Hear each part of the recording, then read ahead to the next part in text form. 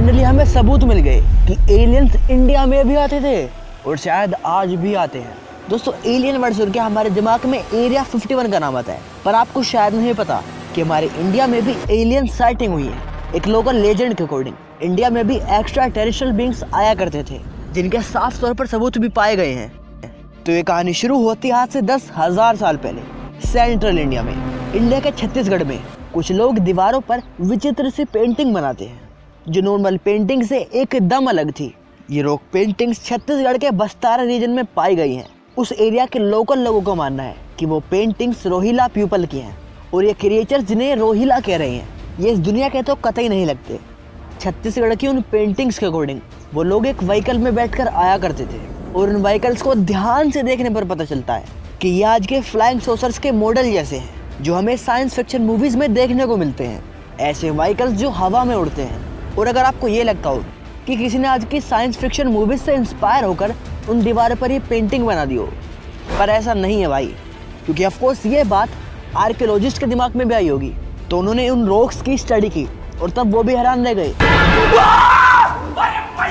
और उन्हें पता चला कि हाँ ये पेंटिंग्स कई हजार साल पुरानी है और इन पेंटिंग्स में दिख रहे जीव एकदम एलियन जैसे लगते हैं, जिनका बड़ा सा सर है और लंबे लंबे हाथ पैर हैं। और उनमें से तो कुछ पेंटिंग ऐसी भी हैं जिनमें वो जीव अपने हाथ में कुछ लिए हुए हैं, मानो जैसे कोई वेपन हो। अब उन लोगों को रोहिला नाम इसलिए दिया गया क्योंकि वो लोग हाइट में इंसानों के मुकाबले छोटे हुआ करते थे। शायद उनके यहाँ कॉम्प्लेन नहीं मिलता होगा भाई। कहा जाता था कि वो लोग जब भी आया करते थे तो अपने शिप में कुछ लोगों को ले जाया करते थे जिन्हें कभी भी वापस नहीं देखा गया। तो क्या एलियंस यहाँ पर आकर इंसानों पर रिसर्च करते थे? आपको क्या लगता है कमेंट में बताओ।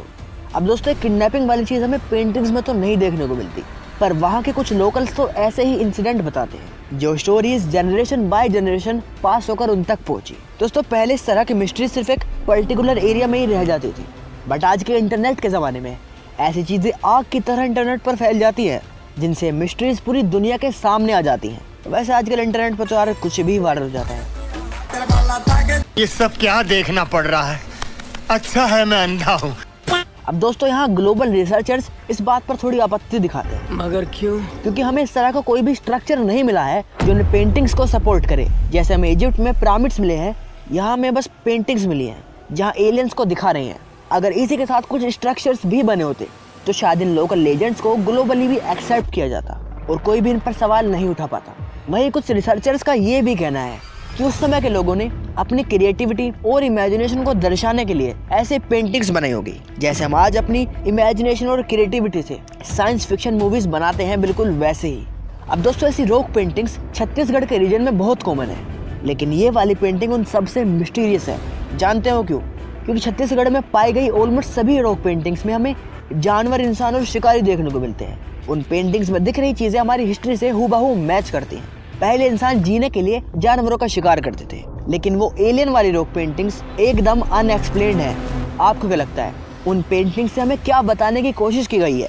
क्या एलियंस और यूएफओ आया करते थे या फिर कुछ और? यार जब एलियंस की बात आती है तो हमारे दिमाग में ऑटोमेटिकली एरिया 51 आता है, क्योंकि ज्यादातर एलियन साइटिंग और गवर्नमेंट कंफर्म्ड यूएफओ साइटिंग की खबरें हमें यूएस से ही मिलती हैं। दोस्तों ये तो सिर्फ रॉक पेंटिंग्स थी, लेकिन हमारे इंडियन स्क्रिप्चर्स में टाइम ट्रैवल, पैरेलल यूनिवर्स और मल्टीवर्स थ्योरीज के बारे में आज से हजारों साल पहले ही बता दिया गया था, जब हमारी मॉडर्न साइंस की नींव भी नहीं रखी गई थी।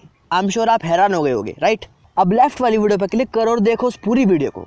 आपको भी इंडियन होने पे गर्व होगा। वीडियो को अभी तक देख रहे हो तो एक लाइक जरूर करना।